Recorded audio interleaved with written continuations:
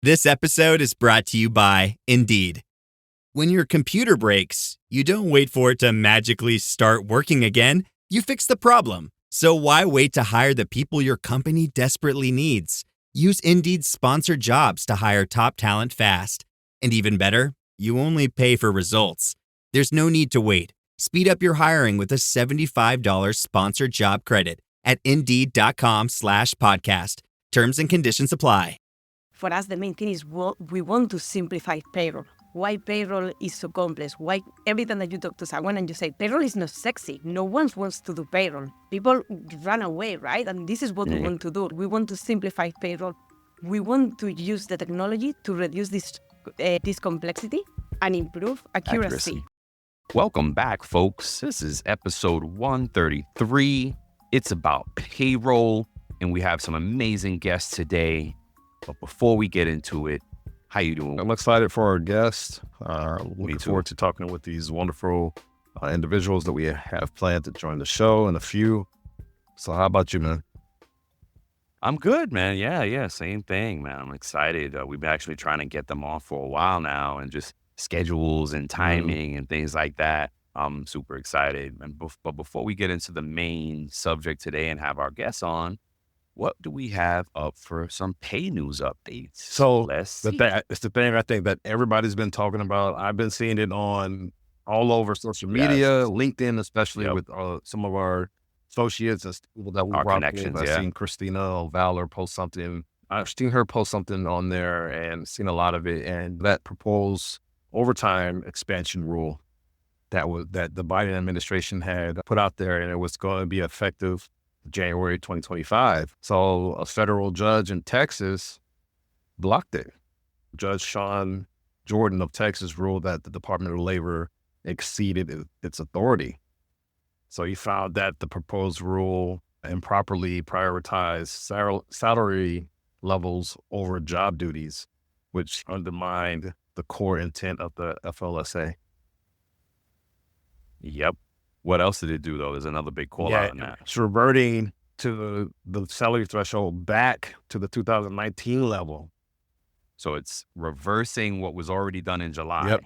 It's pushing it back down to 35,568. Man, how do you feel about that? It was all over social media. That was like the ringing thing on since it's been announced on the 15th.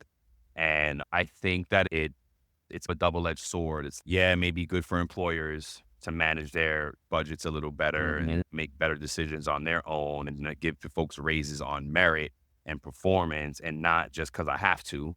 But on the flip side, for the companies that made big adjustments July 1, that hurts them. Because what if they did give these folks big increases? Now, what are you going to do? You can't take it. You shouldn't take it away. Not that you can't, but you shouldn't. So I don't even know. Is there a right to take it back? I don't know. I don't know if that, because the word you're saying, they're right, that means legally they can, and I don't know that answer. Okay. Yeah. If legality gives them that, then clearly they have the right. Should they do it? No, I don't think they should. I agree with you. But yeah, man, it's a big calling thing, and more to come, because it's going to have ripple effects throughout the next 6 months. On things like that. Another person on LinkedIn had mentioned something about benefit impact on that I hadn't even thought about. And I was like, oh my gosh, that's right. She's right. That's actually was Jennifer Lee. Shout out to Jennifer Lee. Worked with her in the past and stuff.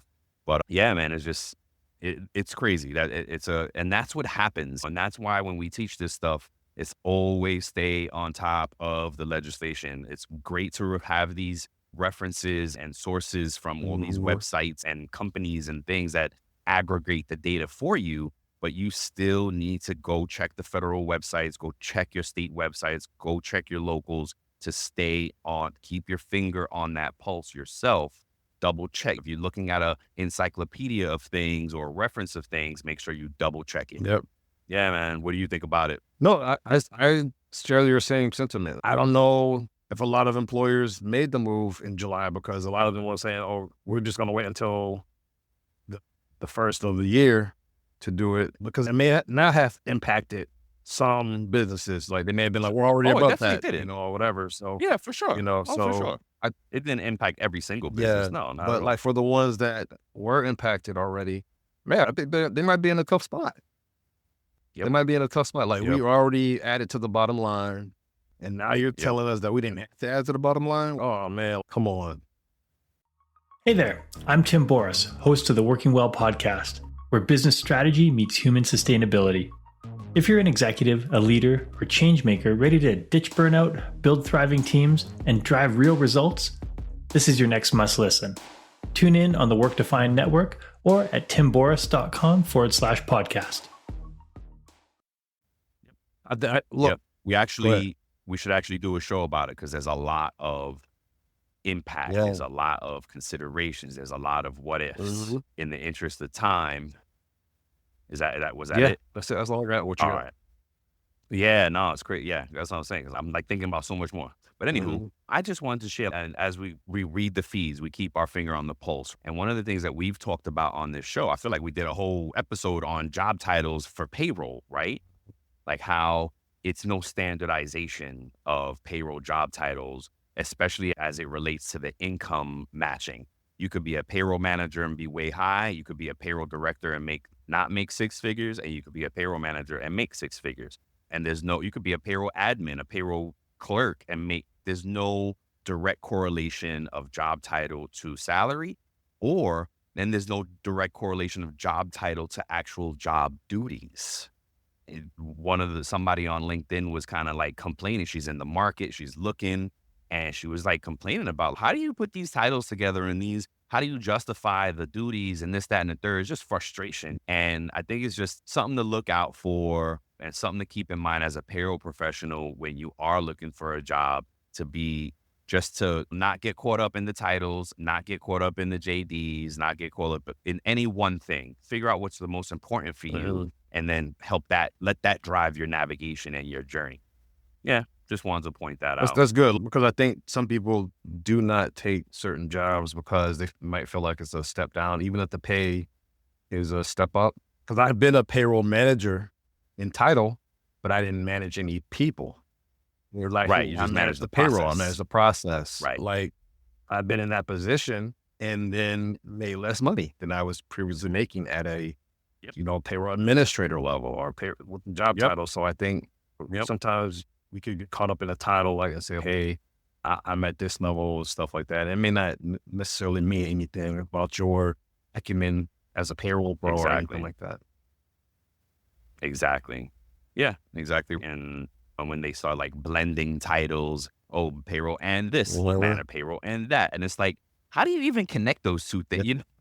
Yep.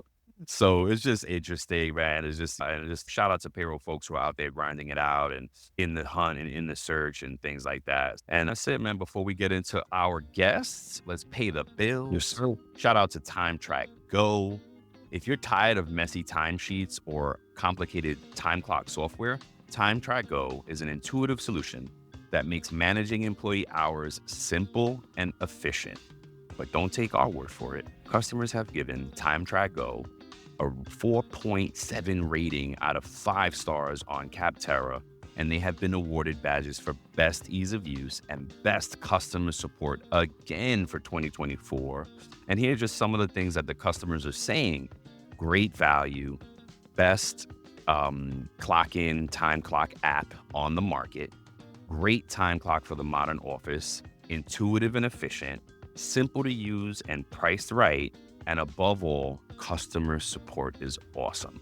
All right, so to learn more about a simply better solution for time tracking, real-time reporting, PTO automation, payroll integrations, or more, you want to go visit www.TimeTrakGo.com. That's TimeTrakGo.com and start your 14-day free trial today. Let's go. Let's go. All right. You want to tell them a little bit about the guests we have?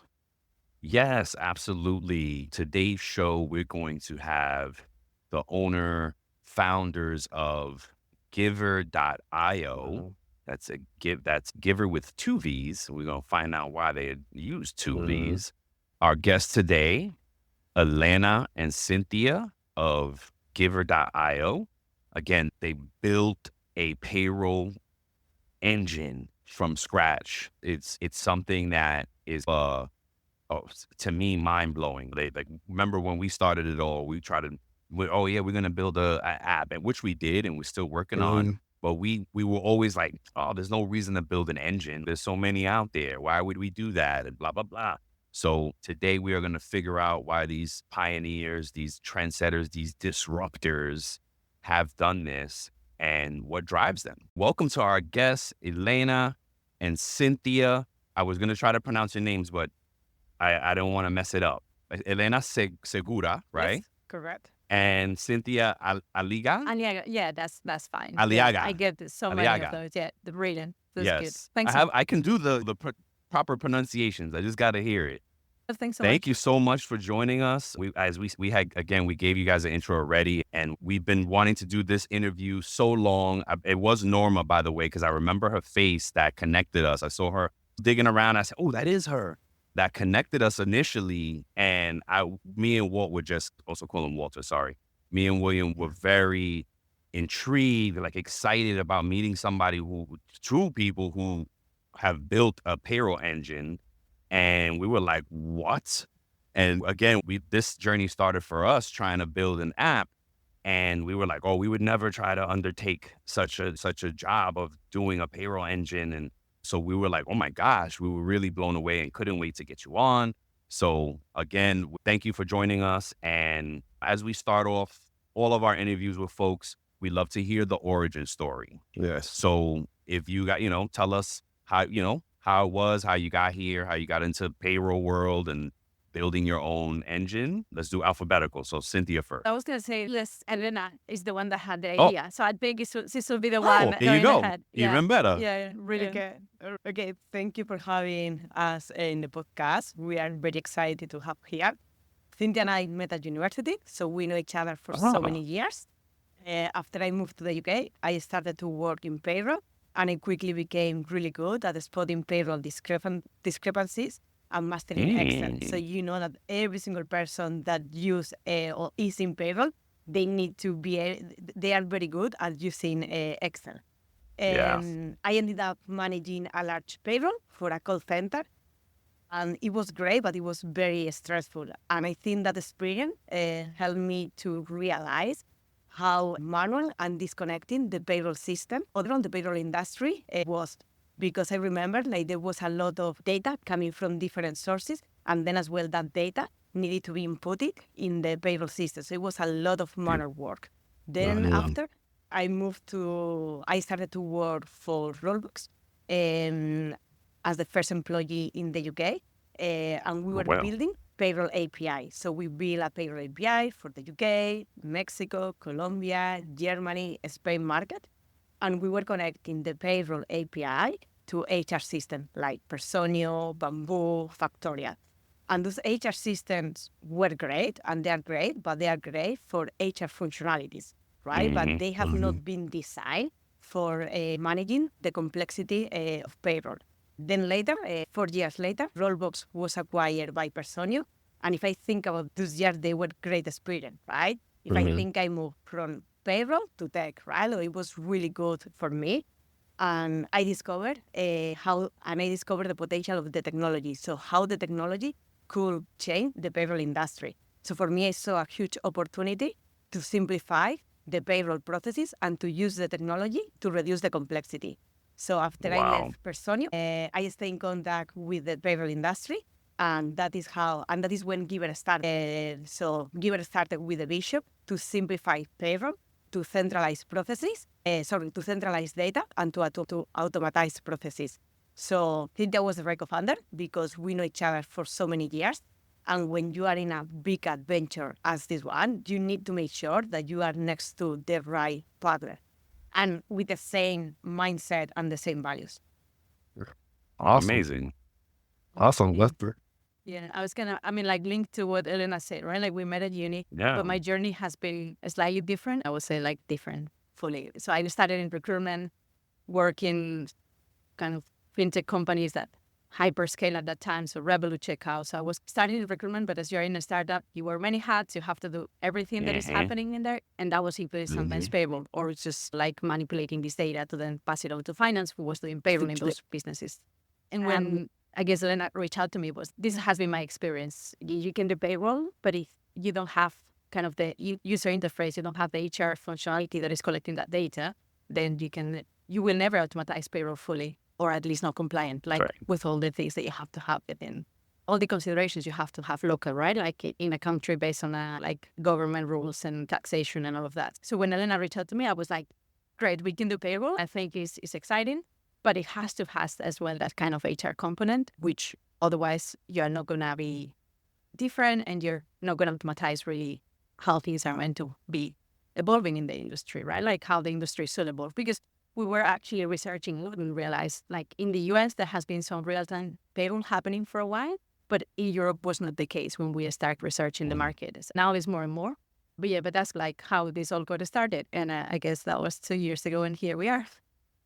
Crazy journey. Wow. So still, Kate, you came from the HR, a similar field, at least the same, very closely related, let's say. Yeah. Because I did learn that, and you tell me if I'm wrong, that in the UK or in Europe, period, or maybe it's just the UK, I think it was Russell Webb that said that payroll is exclusively reporting to finance. Well, there is a mix, really. It's true, it's more closely to finance in some companies, but it really depends. Yeah. Sometimes, yeah. You can... So maybe he was just thinking, maybe he was just saying UK, I could have it wrong. Because here in the US, it's almost split 50-50. Yeah. Payroll could report to finance or HR. Both Walt and I have been at companies where it keeps going back and forth between, now we're reporting, no, we're going to remove them to there. So no matter what, we say it's the holy trinity of payroll, HR, finance, payroll, have to move in lockstep for success. So that's amazing stories. I love it. Yeah, thanks for sharing them. Yeah. Now, does that cover why you built Givver? Is it to simplify, like you said, Elena, to simplify the complexities? Yes, correct. To simplify the complexity of payroll. Because we truly believe that payroll has not been disrupted. And the way that people are doing payroll is the same way that people has been doing payroll for the last 20 years. Yes. And this is what we are trying to do, to change the way that people are doing payroll. That's awesome. I love it. Something you said, Elena, resonated with me is that you did it based on your own experience with payroll. Is why you saw that there was a problem. Hey, we need better solutions for these problems and how we process payroll. And I love that. So if you could just segue into the evolution of payroll software that you want to see, that would be great for us. So how do you think payroll is going to evolve? And maybe you could speak to AI in that as well. Maybe Cynthia, you want to take how? Yes, we do. I mean, something that we've noticed, and like what Elena said, right? Like the industry haven't been disrupted properly, and for many years has been like the way how we've done things is been always the same. We've noticed as well now that when we go to market and we put our product in front of customers, we see like some companies wanted to change things, like some others just wanted to do it the same way, right? And like they not really super willing to implement new technology. Definitely. One of the areas that payroll has is like heavy data, right? Like processing, missions. So AI is going to come there straight fully into helping to those tasks. And when we see that happening, we are already doing part of that work ourselves, because something that we as well notice is that all these businesses have been doing payroll in a very old-fashioned way, dealing with tasks that are boring, not necessarily like why other kind of, sales, marketing have evolved so much in the technology they use when managing the day-to-day and other operations, and why payroll doesn't have that kind of evolution in the tools they are using. AI is going to come to help there, and that's definitely what we see. Real-time, 100%, and to do that, you as well have to get all the compliance, like the compliance bit of HR in localized, because we are getting all these buzzwords of global payroll, blah, blah, localized, right? There is no way that you can create all of a sudden 150, 107, whatever payroll engines. You have to take into account what is happening in those markets, right? So Hey, business owners, we know you know the importance of maximizing every dollar. With the Delta SkyMiles Reserve Business American Express card, you can make your expenses work just as hard as you. From afternoon coffee runs to stocking office supplies and even team dinners, you can earn miles on all your business expenses. Plus, you can earn 125,000 bonus miles for a limited time through October 29th. The Delta SkyMiles Reserve Business Card. If you travel, you know. Minimum spending requirements and terms apply. Offer ends October 29th, 2025. We keep building those payroll engines that are close to the source of that data, which for us, we are saying it is customers, right? Like it's employees, it's those users. And it's like sickness, maternities, all that information that is impacting a payslip. That's what we see, like the evolution of bringing payroll to HR. I don't know how you want to put it because people will put it differently, but ensure that the data that is used to process payroll is living within payroll. Because otherwise there is like these integrations that might be, like calling APIs, but sometimes they don't speak the same language. So we are again having trouble there. Seeing more of that, those payroll engines, those payroll products within HR or the other way around. I don't mind, but it has to be together because I know there is a huge, as we were discussing before about HR or finance, where is payroll sitting? I think that's one of the main problems, that payroll function is sometimes sitting in one function, in one department, sometimes in another one. And that makes more difficult even to have a software that truly serves payroll operations, right? So just long story short, AI definitely there, real time, and then ensuring that kind of compliance, HR, payroll work together in terms of like how you set up systems, how that system is triggering certain information to then get those calculations right, correct? So yeah, so that's, I guess, what we see. I don't know, Elena, if I forgot something, maybe added like data source, right? Because this is something what we can, now when we are onboarding customers, it's normally like they come to us like with 20 different files. Even sometimes the files are in PDF, they're not even in Excel, right? Oh my gosh, and then when you need to reconcile the data, then you can see that even sometimes the files are not matching the data, right? Yep. And this is the biggest point, is like we want to make sure that payroll is about, we want to use the technology in that in that way. Like we want to solve the complexity of payroll and bring in accuracy, because this is key for payroll, right? If you don't know the source of truth and the data is not correct, payroll is never going to work. And this is something that we notice since we start onboarding a customer. This is something that we notice. For example, when we onboard a customer, we always audit the customer, and then we can see that maybe the policies that they have are completely different the way that they are paying employees, right? That is why it's very important that we partner with the companies. We partner with the company and we understand the end-to-end payroll and HR process. Yeah, that's awesome. Amazing. I hear Anita Latink when I hear you guys speak because, right, I always go, and now I think I'm going to name her the godmother of the modern payroll, La Madrina, because I always think of that statement in her book where she says payroll starts with the HR data. We can't get away from that. You can't disconnect it. And like we spoke about on the preparation call for this, in Walt, they said even on their side, they have the same problem with leaders and companies understanding that it's a connection, and it has to be connected. It has to be talking. So I just hear that more and more as you guys speak, and I'm so excited about seeing the evolution. And I know there's a lot of challenges probably, but is there give us one example of what was in the beginning a challenge, and then maybe now what are a new challenge, because you've grown a lot into what was something in the beginning that was a big challenge, and what is something now that you have if it's different? Starting a business is a challenge, right? And building a payroll infra was a challenge from the beginning, and it is still a challenge. I will say that the main challenge when we started was that we were bootstrapping, and which means managing everything ourselves, from product development to the day-to-day operational business, right? And sometimes when you are building a business, you don't know if you are in the right direction, right? That has been very challenging. And now if I think, now the challenges are different. Now we manage to build a strong team that align with the vision that we have.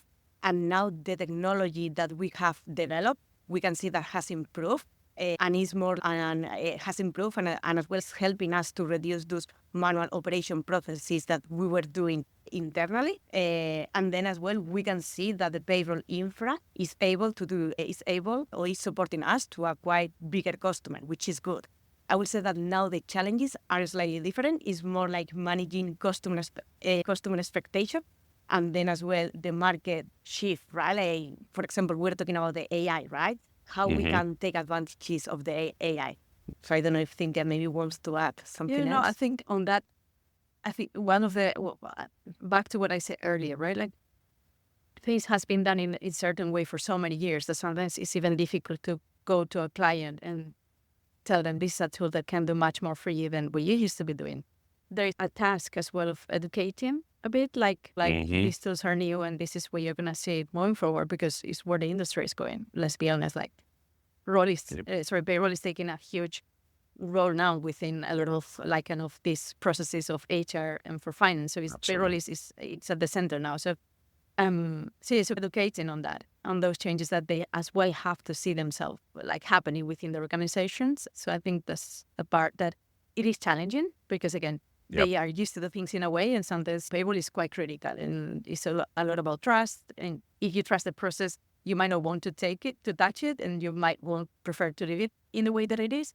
But technology as well is quite helpful and can make sure that you reduce the amount of time you spend running payroll by many minutes and hours and days. So I think that education is as well part of the challenges that we are seeing with these customers. I don't know if this resonates with you as well in the sense that... Oh, yes. Absolutely. Yes. Absolutely. Like we find ourselves having to teach our leaders about things. No, that's not how it's done, and absolutely big thing in us. Yeah. With that, it is a big task. What gave you guys, how I worded in the question, the audacity to take on big business? Because there are big payroll engines out there. In the US, for example, ADP processes 1 out of every $4 that goes through the IRS. That's not that you're taking ADP on yet, but what gave you guys, did you get scared along the way? Did you want to give up along the way? We can't do this.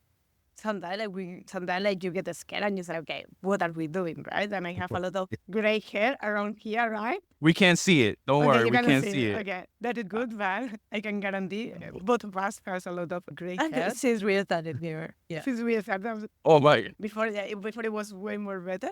And just I feel like building a payroll infra, because it's not like we are building a payroll processor that is connecting HR and payroll. No, we are like building a payroll infra. Was a bold move.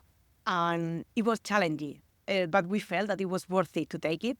Both of us are coming from the industry. Both of us knew how inefficiency and disconnected those systems are. Then as well, we know that the HR ecosystem has been disrupted, but not the payroll, right? We know that there are a big player in the market, as you say, like ADP, but those companies are slow moving, right? And sometimes even they are not using the technology to solve the problems they are having. And for us, it's the other way around, right? For us, the main thing is we want to simplify payroll. Why payroll is so complex? Why every time that you talk to someone and you say, payroll is not sexy. No one wants to do payroll. People run away, right? And this is what we want to do. We want to simplify payroll.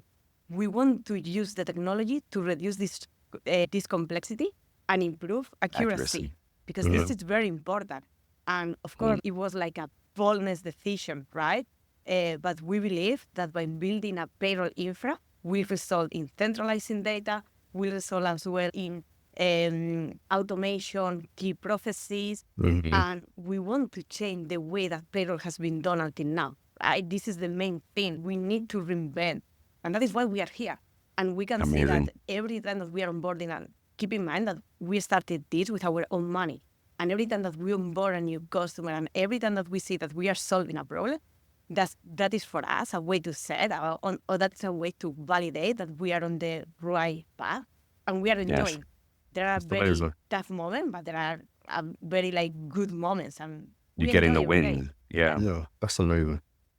Amazing. Yeah, that's So can I ask, why the 2 V's in the name? When you were creating the name, what went into the thought process with that? That was Cynthia. that was, yeah, we were discussing which the WB is purely just to not have Givver in the sense like as a one, but we see like HR, payroll as figures within companies that many times take a lot on board, but they like can give back a lot, and sometimes it's not very rewarded because many people think like payroll is just pressing a button, and it's not the case. Yep. So like the figure of just that giver that is always there, just everything comes to them, and they deal with it and they carry on. So that's like the origin of the name. And so this is just purely to not have the giver and have something cooler as a tech business. Cool. That's cool. Thank you for sharing. Yeah. that. Yep. Yeah. That makes sense. I love it. All right. I love it. I'm so excited. I can't wait till you guys come to the US. Yes. I'm in. I'm all in. I'm a fan. Yes, definitely. So tell us what's next for Givver and for you. As Elena mentioned, like we did started with smaller businesses, we jump into bigger accounts, and that's obviously as well. The more we get closer to these bigger accounts, the bigger is their pains and the higher are their frustrations. Because honestly, none of the customers that we speak with, they have a good experience with payroll providers, payroll services. We need to ensure that we carry on serving those customers, like ensuring as well the passion the early team has with solving those problems carry on as we get bigger. Because obviously, get ready to turn up the volume on your HR game. I'm Jay Arnold, former musician turned HR leader and host of Backstage Pass, the HR Rockstar. Each episode pulls back the curtain on key HR topics, from leadership lessons and bold career pivots to the latest in HR tech and talent strategies, featuring the rock stars within their industries. If you're ready to shake up the status quo and amplify your impact, this is your all-access pass. You can catch the show on the Work Defined Podcast Network and wherever you listen to podcasts. Subscribe now, and let's rock the future of work together. I think if you get bigger, you serve more businesses. Sometimes you disconnect a bit from those customers that have real pain. So we need to ensure that we stay close to them. And because many times we are seeing is the experience, the problem. Like with the software, with the payroll partners, is the biggest frustration, right? So we want to ensure that customer experience stays there for a long time here in the UK with the customers we have, and obviously boarding bigger accounts. That's exciting. What else is important as well for us? And the AI, we were chatting about it. We are seeing already internal. We haven't done a lot of that work yet on the actual product for customers to see it, but we are, as Elena mentioned before, as soon as we see something that shouldn't be done a few times, like manually is an admin task, we look into ways to automatize this. And for instance, like implementations, onboardings, like companies get charged thousands for those processes, right? Like when you start with a new partner, a new payroll partner, like we are not doing that. We are just seeing that we can do much more with technology instead of just having weeks of implementations, onboardings. AI is very important for us in the next few months, I guess for everyone, but for us as well internally and for our product customer facing. And then what is different from what we've done so far in the sense that we bootstrap the business, what Elena mentioned, has been challenging, definitely. In one day you have the highest and the lowest, so definitely that's been the case. But something as we are doing as well now is fundraising. We are not here to do any promotion of that, but we brought on board some angels already, people from the industry, payroll, HR, because they know there is a huge problem. There is still not disruption, like enough disruption in the space. And that's as well, I guess it means that we will be growing faster, moving faster as well. And in the next few years, months, looking into other markets, which is exciting. And obviously when we are talking about other markets, mostly payroll, right? Because so it takes a lot of time. The HR software we have is already global. So you can have employees in any country and that will work. Oh, amazing. That's awesome. Yeah. Yes. We've been well surrounded by payroll experts that are still... Norma's also in payroll? Yes. Norma's in payroll? Yeah. Oh, we got to have Norma on the show. Of course, yeah. So Yeah. Oh, my goodness. I'm going to reach out to her. She has her understanding is amazing about payroll. yeah, it's quite techy as well. So obviously, I think Okay. things to build quite a few payroll engines or at IBM. Yeah, something like that. So definitely you still I'm have going to, to... I'm going to reach out to her. Okay. Yeah, for Cool. sure. Wow, this is great. Anything more before we get into the game? We usually like to play a little game with our guests and just little things to get to know a little bit more beyond payroll. No, I'm good. Anything before we get to No, I'm good. I just want to thank you both for sharing your story, your personal stories, and about your start in tech and payroll. And it was a pleasure having you on. And I'm excited for what you and Givver are going to do in the industry. Well, thanks so much for having us. We're big fan of the podcast, so thank you so much. And thank you. See, that's our payment right there, because that's what we've been thriving on, is just folks being able to help and impact. And you heard it here, folks. We had them on the show first, the first in the world, the podcast. Yes, we keep on breaking ground. It's good, right? Like to find people that they have the same passion that we have, and we are starting to talk about payroll. Because regardless of the size of the company, every single company needs to pay employees and they need to do payroll, but there is not enough disruption in the market, so it's good. I love it. Yes. I'm so excited for you. God bless you. Good luck. Congratulations. I'm so excited. Keep going. Yes, I'm a fan. Many times we do that. Send me a poster. I'll put it right please. here. I'll put mine up Send here. me something. Yep. Okay. Do you guys have merchandise at all?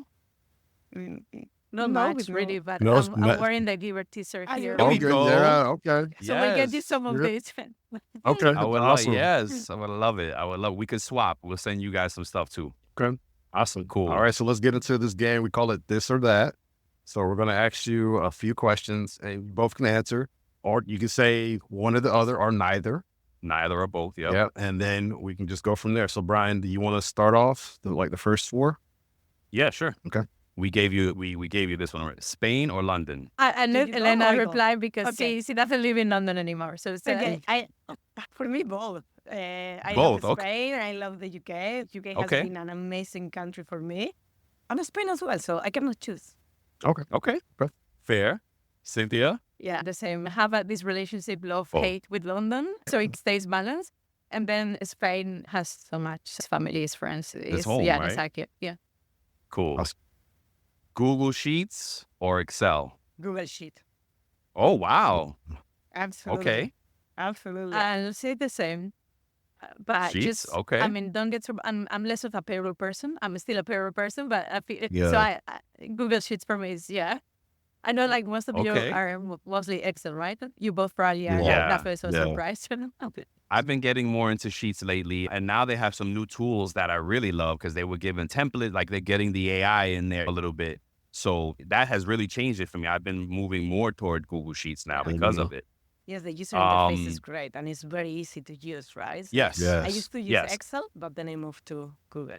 I just have to get comfortable with the, like, where I know where it is in Excel, but I don't know where it is in Google Sheets. So that's the learning curve. That's all. Apple or Android? Apple. Apple. All right. All right. WhatsApp or Slack? Slack. Slack. I like Slack quite a lot.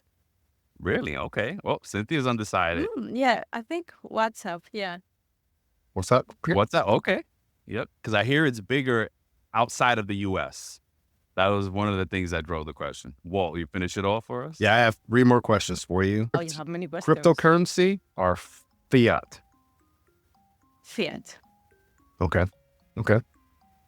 Elena? But fiat like the car or? The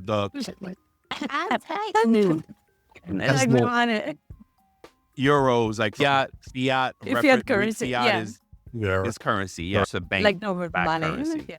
Okay. Yeah. Crypto. Oh, okay. All right. Paella or gazpacho? Paella. Yes. I don't like gazpacho. Sorry. I'm a Spanish. And Pablo Picasso or Salvador Dali? Pablo Picasso. Dali. Okay. Okay. I love it. Okay. Yes. All right. I love it. That was it. That was Thank fun. you. Well, oh my thanks God. so much. So amazing Thank you. to come on. Thank you for joining us. Thank you so much. And like always, folks, we love you. We'll see you next time. Before we sign off, here are a couple quick things. Don't forget to follow It's About Payroll on LinkedIn and It's About Your Paycheck on Facebook and TikTok. Thank you for being part of our payroll community, and thank you for being a part of this journey with us. Until the next time, keep learning, keep growing, and most importantly, keep going.